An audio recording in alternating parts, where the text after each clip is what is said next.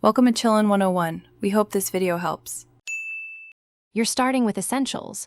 Back up your data, then restart the phone to free stuck processes.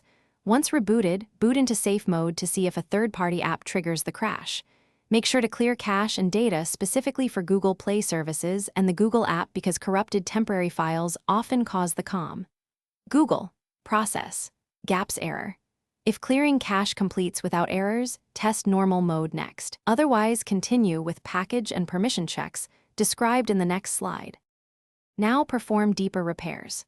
Reset app preferences to restore disabled system components and restore default behaviors because missing services can trigger the crash. If that fails, uninstall updates to Google Play services and reinstall the latest stable APK from a trusted source. This replaces broken binaries.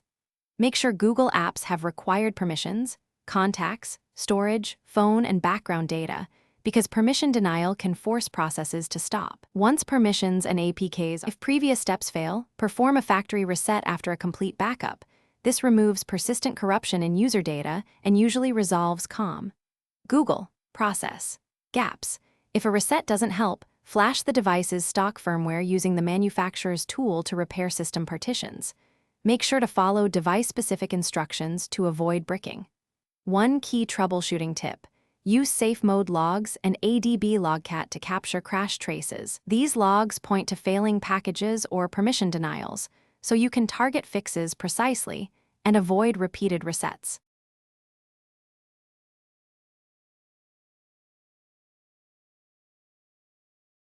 Thanks for watching. Consider subscribing if we helped you.